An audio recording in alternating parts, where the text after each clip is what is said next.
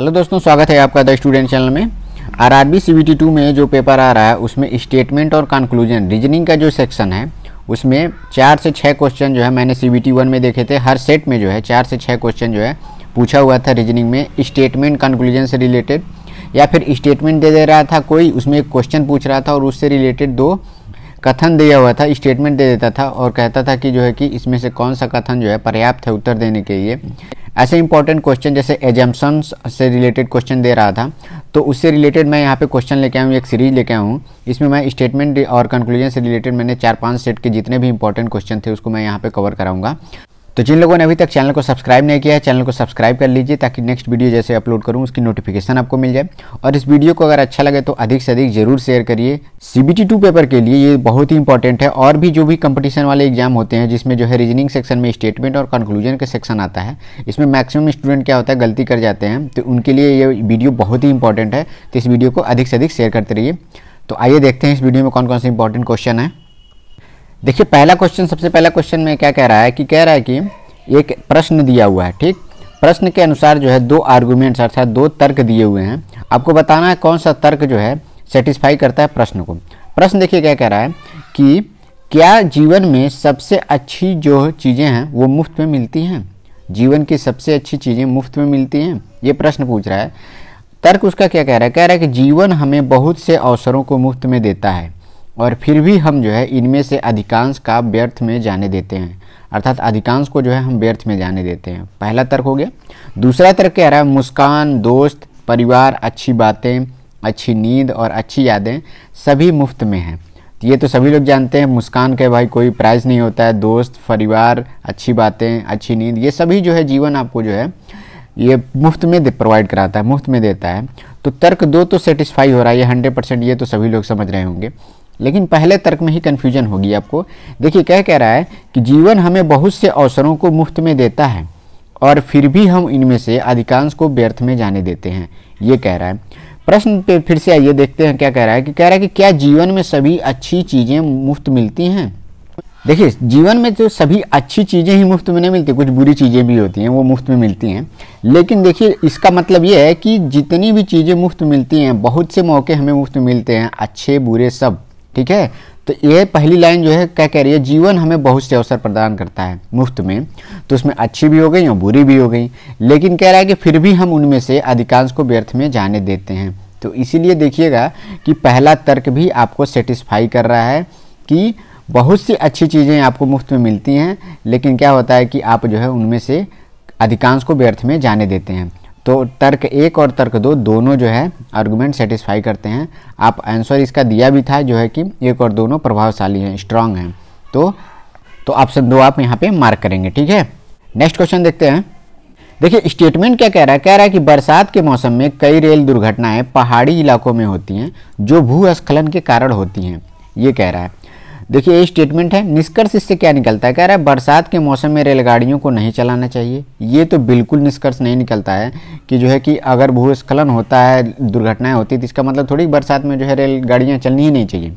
दूसरा स्टेटमेंट कह रहा है कि भूस्खलन से बचने के लिए सरकार द्वारा अधिक सावधानी बरतनी चाहिए। हाँ, दूसरा जरूर सेटिस्फाई कर रहा है, दूसरा निष्कर्ष जरूर निकल रहा है। अगर कोई स्टेटमेंट कोई कहता है कि बरसात के मौसम में रेल दुर्घटनाएं जो है पहाड़ी इलाकों में भूस्खलन के कारण होती हैं, तो इससे क्या निष्कर्ष निकलता है कि भूस्खलन के टाइम पे जो है बरसात के मौसम में सरकार को थोड़ी और सावधानी बरतनी चाहिए, जिससे जो है कि रेल दुर्घटनाएँ थोड़ी कम हो सकें या फिर ना ही हो।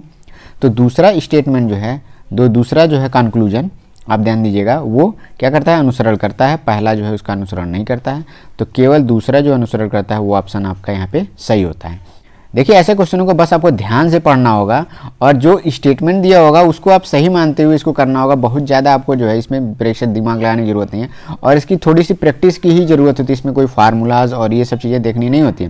ऐसे क्वेश्चन के बस थोड़ा सा आप प्रैक्टिस करेंगे, आपका क्या होगा, एग्जाम में 4 से 5 क्वेश्चन एकदम 100% सही हो जाएंगे। 4 से 5 क्वेश्चन अगर एक क्वेश्चन अगर मिस भी हो जाता है तब भी 4 क्वेश्चन तो सही हो जा रहा है। बस आपको बिना कुछ पढ़े, बिना कोई इसका सिलेबस होता है, तो बस इस पर जो है थोड़ा सा आप जो है सीबीटी 1 में आए हुए क्वेश्चनों को मैं यहाँ पे प्रैक्टिस करा रहा हूँ। कोई भी एग्जाम आता है इसमें जो है स्टेटमेंट और कंक्लूजन से रिलेटेड क्वेश्चन आजकल हर एग्जाम में दे रहा है और ये क्वेश्चन जो है अधिकतर लोगों को जो है थोड़ा कठिन भी लग रहा है। तो इसीलिए मैंने सोचा कि जो है इसका एक सीरीज बना देता हूँ जिसमें कम से कम आपको 10 से 15 क्वेश्चन आपको इसमें कवर करा दिया जाएगा। ठीक है, अब नेक्स्ट क्वेश्चन देखते हैं। नेक्स्ट क्वेश्चन क्या कह रहा है कि स्टेटमेंट क्या कह रहा है कि सभी बढ़ई कर्मचारी हैं और सभी कर्मचारी जो होते हैं वो मेहनती हैं। 2 लाइनें यहाँ पे लिखी हुई हैं। अगर मैं यहाँ पे लिख दूँ सभी बढ़ई, बढ़ई को जो है इंग्लिश में कहते हैं कारपेंटर, तो मैं यहाँ पे कार बस लिख दे रहा हूँ, आप समझ जाइएगा। कह रहा है कि सभी बढ़ई जो है कर्मचारी हैं, कर्मचारी अर्थात वर्कर, मैं वर्कर को बड़े बॉक्स में यहाँ पे वर्कर को डिफाइन कर दे रहा हूँ। कह रहा है कि सभी कर्मचारी क्या हैं, अब मेहनती हैं, तो एक और सर्किल बनेगा। देखिए वेन डायग्राम से भी क्वेश्चन ऐसे होंगे आपको, ठीक है। तो ये हार्ड वर्किंग है, मान लीजिए यहाँ पे मैं हार्ड लिख दे रहा हूँ, ठीक। अब देखिए कर्मचारी को मैं यहाँ पे जो है कारपेंटर, सॉरी बढ़ई को जो यहाँ पे मैंने कारपेंटर से डिनोट कर दिया, वर्कर को यहाँ पे मैंने जो है जो कर्मचारी थे वर्कर से डिनोट कर दिया, दूसरा सर्किल आप देख रहे हैं, और लास्ट सर्किल जो है वो उसके अंदर मेहनती हैं, ठीक। अब कह रहा है निष्कर्ष क्या निकल रहा है, कंक्लूजन, सभी मेहनती व्यक्ति कर्मचारी हैं। सभी मेहनती अर्थात देखिए सभी मेहनती जो है पूरा इतना लोग जो है मेहनती हैं इस बड़े वाले सर्किल के अंदर, लेकिन क्या ये सभी कर्मचारी हैं, कर्मचारी अर्थात वर्कर हैं, गलत, सभी नहीं है। इधर का जो बाहर जो है पार्ट एरिया देख रहे हैं आप जो है, इसमें जो मेहनती लोग हैं वो कर्मचारी नहीं है, हो सकता है कोई और भी लोग हो, ठीक है, जो है कि कृषक हो या फिर कोई और हो। तो पहला जो निष्कर्ष आपका निकलता है वो अनुसरण नहीं करता है, ठीक। दूसरा कह रहा है सभी बढ़ई मेहनती हैं, सभी बढ़ई मेहनती मतलब जो है कारपेंटर जो है सभी, देखिए ये सभी जो है हार्ड वर्किंग के अंदर आते हैं कि नहीं आते हैं। अर्थात दूसरा जो स्टेटमेंट है वो जो है दूसरा कंक्लूजन जो है आपका कथन को सेटिस्फाई करता है, तो इसीलिए जिस ऑप्शन में रहेगा कि दूसरा कंक्लूजन जो है वो कथन को सेटिस्फाई करता है, उस ऑप्शन को आप मार्क करिएगा। नेक्स्ट क्वेश्चन क्या कह रहा है, एक स्टेटमेंट दिया हुआ है 2, ठीक है, और उसका जो है 2 कंक्लूजन दिया हुआ है, निष्कर्ष देखिए।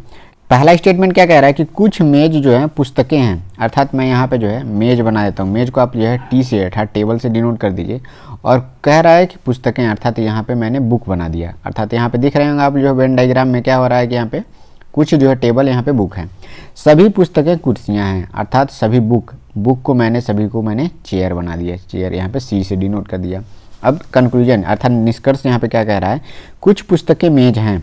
अब देखिए कुछ बुक अर्थात टेबल हैं, सही जाहिर सी बात है, कुछ बुक देखिए टेबल है कि नहीं है, अर्थात पहला जो है अनुसरण करता है कि नहीं करता है, अर्थात पहला जो स्टेटमेंट है ये भी अनुसरण करता है। कह रहा है कुछ कुर्सियाँ पुस्तकें हैं, कुछ कुर्सियाँ अर्थात जो चेयर हैं, ठीक है, देखिए तो इसके जो कुछ हिस्सा अर्थात ये हिस्सा जो है वो क्या है, बुक है कि नहीं है, अर्थात जो है दूसरा स्टेटमेंट भी यहाँ पे जो है दूसरा कंक्लूजन भी ये जो है सेटिस्फाई करता है। तो जिस ऑप्शन में रहेगा दोनों सेटिस्फाई अनुसरण करते हैं तो उसको आप मार्क करिएगा। तो इसका आंसर देख लेते हैं, देखिए यहाँ पे लिखा हुआ है 1 और 2, देखिए फर्स्ट और सेकंड दोनों जो है यहाँ पे अनुसरण करते हैं, तो ऑप्शन सेकंड इसका सही जवाब होगा। नेक्स्ट क्वेश्चन देखते हैं। नेक्स्ट क्वेश्चन में क्या कह रहा है, देखिए एक आर्गुमेंट दिया हुआ है, तर्क है, और दूसरा क्या है उसके अनुसार जो है एजम्पशंस दिया हुआ है, मान्यताएं हैं। तर्क में क्या कह रहा है कि सभी शिक्षकों को सुबह 9 बजे तक कॉलेज पहुंचने का निर्देश दिया जाता है, अर्थात जो है सभी शिक्षकों को सूचित किया जाता है कि सुबह 9 बजे तक आप जो है कॉलेज पहुंचने का ये निर्देश दिया गया है। मान्यताएं क्या, एजम्पशन क्या कर सकते हैं, आप एज्यूम क्या कर सकते हैं, कुछ शिक्षक समय पर नहीं आते हैं। दूसरा क्या है, शिक्षक जो है सूचना पत्र में दिए सभी निर्देशों का पालन करेंगे। देखिए आर्गुमेंट कह रहा है कि आपको जो है सुबह 9 बजे जो है कॉलेज पहुंचने का निर्देश दिया जाता है, ये तभी दिया जाएगा कि जो हो सकता है कुछ शिक्षक जो है समय पर आते ही ना हो, ठीक है। तो समय पर शिक्षक नहीं आते हैं तो जाहिर सी बात है ये निर्देश दिया जाएगा। अगर सभी लोग शिक्षक जो है समय से निर्देश आएँ तो निर्देश देने की ज़रूरत क्या है, सभी लोग जो है 9 बजे से पहले जो है कॉलेज पहुंच जाएं तो ये निर्देश देने की कोई ज़रूरत नहीं है। तो इसका मतलब पहला जो आपका एजम्पशन है एकदम सही है कि कुछ शिक्षक हो सकता है लेट आते हों, समय से नहीं आते हों। दूसरा क्या है, शिक्षक जो है सूचना पत्र पर दिए सभी निर्देश को पालन करेंगे, एकदम सही बात है। अगर निर्देश ना दिया जाए, इंडिविजुअली किसी को कहा जाए तो हो सकता है सभी लोग फॉलो ना करें, लेकिन एक नोटिस बोर्ड चिपका दी जाएगी कि भाई सबको जो है कल से जो है सभी शिक्षकों को 9 बजे जो है स्कूल में आना है, तो कॉलेज आना है, तो इसीलिए जो है दूसरा स्टेटमेंट जो है सही होगा। दूसरा जो है एजम्पशन दोनों सही होंगे आर्गूमेंट के लिए। तो जिस ऑप्शन में रहेगा जो है एजम्पशन 1 और 2 दोनों जो है मान्यताएं तर्क को सेटिस्फाई करती हैं, उसको आप मार्क करिएगा। तो इसका जो सही जवाब है 1 और 2 दोनों जो है निहित हैं, तो ऑप्शन 3 जो है इसका सही जवाब है, ठीक है। नेक्स्ट क्वेश्चन देखते हैं। क्वेश्चन क्या कह रहा है कि दिए गए मास का 14वां दिन कौन सा होगा, अर्थात किसी मंथ का जो है, किसी मंथ का 14वां दिन आपको पता करना है। 14वां दिन जो है 14th जो डे है वो कौन सा दिन होगा, सोम मंगल बुध जो भी कौन सा दिन होगा, आपको ये प्रश्न दिया गया है। अब उसको जो है सॉल्व करने के लिए दो स्टेटमेंट दिए हुए हैं, 1 और 2। अब दोनों स्टेटमेंट में से कौन से स्टेटमेंट का यूज करके आप जो है आंसर निकाल सकते हैं, ये आपको बताना है। कह रहा है कि महीने का अंतिम दिन रविवार है। क्या पहले स्टेटमेंट से आप दिन निकाल सकते हैं, उसको 14वें तारीख को कौन सा दिन होगा? नहीं निकाल सकते। मैं बताता हूँ क्यों। महीने का कह रहा है अंतिम दिन रविवार है। महीना क्या 30 दिन का नहीं होता है? महीना क्या 31 डे का नहीं होता है? महीना क्या 29 का नहीं होता है? 28 का भी तो होता है, फरवरी 28, 29, 31, 30। तो इन 4 दिनों के जो है मतलब 30 डे का भी, 31 डे का, 28 डे का और 29 डे का, इतने दिनों की संख्या का जो है महीना होता है। तो आप क्या हो सकता है कि 30 को आप जो है अंतिम दिन रविवार मान सकते हैं। हो सकता है 30 तारीख को रविवार हो, 31 तारीख को रविवार हो, 28 को रविवार हो। तो इससे आप जो है उस महीने का जो है 14वें दिन जो है 14 तारीख को कौन सा दिन होगा ये आप एग्जैक्ट नहीं निकाल सकते। पहला कथन जो है अकेले पर्याप्त नहीं है। पहला कथन अभी अब हम लोगों ने पढ़ा है, पहला कथन जो है पर्याप्त नहीं है। दूसरा स्टेटमेंट कह रहा है कि मास का चौथा शनिवार जो है 25 तारीख को पड़ता है। मतलब जो है कोई भी महीना 25 तारीख से तो छोटा होगा ही नहीं। अर्थात अगर बोल दिया किसी महीने का 25 तारीख जो है अगर शनिवार है सैटरडे, तो क्या आप जो है उसका जो है 14वां दिन निकाल सकते हैं? अर्थात 14 तारीख जो होगा उस मतलब 14वां दिन उस महीने का वो क्या होगा? आप दिन निकाल सकते हैं, आसानी से निकाल सकते हैं। आप उससे जो है कि 11 दिन पीछे का जो है आप दिन निकाल लीजिए, आप जो है एग्जैक्ट डेट पे पहुंच जाएंगे। तो क्या होगा कि आपको जो है सिर्फ दूसरा स्टेटमेंट काफ़ी है, दूसरा जो है स्टेटमेंट काफ़ी है प्रश्न का उत्तर देने के लिए। तो ऐसे क्वेश्चनों को थोड़ा सा आपको ध्यान से पढ़ना होगा कि कौन सा स्टेटमेंट हम यूज करें जिससे हमारा जो है प्रश्न का उत्तर मिल जाए। तो ऐसे क्वेश्चन भी एग्जाम में बहुत आ रहे थे और जो फंसा दे रहे थे स्टूडेंटों को। तो बस दूसरा स्टेटमेंट काफ़ी है, तो जो ऑप्शन में दूसरा काफ़ी होगा उसको जो है आप मार्क करिएगा। इसमें देख लेते हैं कौन सा है। देखिए, अकेला कथन 2 पर्याप्त है, अकेला कथन 1 जो है पर्याप्त नहीं है आंसर देने के लिए, कथन 2 पर्याप्त है। नेक्स्ट क्वेश्चन में देखते हैं। नेक्स्ट क्वेश्चन क्या कह रहा है कि क्या सभी प्राकृतिक संख्याएं जो हैं पूर्णांक होती हैं, होल नंबर होता है, सभी नेचुरल नंबर। कथन क्या दिया हुआ है? 0 सहित सभी प्राकृतिक संख्याएं पूर्णांक कहलाती हैं। बिल्कुल सही बात है। पूर्णांक जो है प्राकृतिक संख्याओं से अलग होते हैं।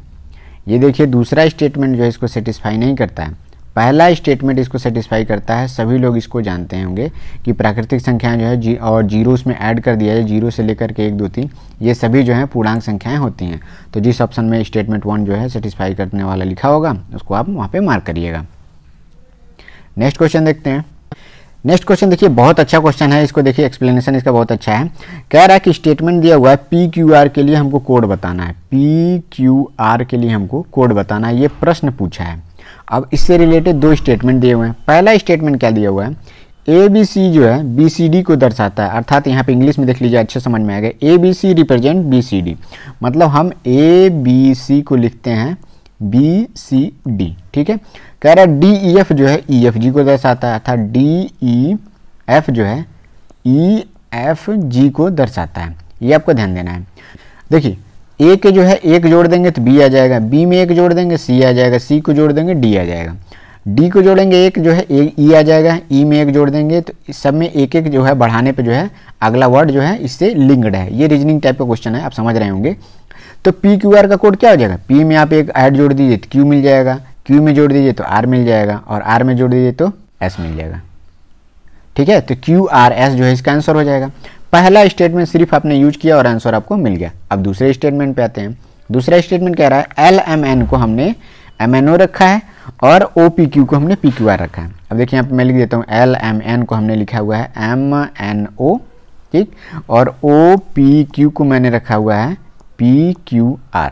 देखिए L में हमने 1 जोड़ा M, M में जोड़ा N और जो है LM यहाँ पे N रहेगा, N में जोड़ा हमने O हो गया, O में जोड़ा P में जोड़ा Q और Q में 1 जोड़ दिया R। इसमें भी +1 का ही ऐड हो रहा है।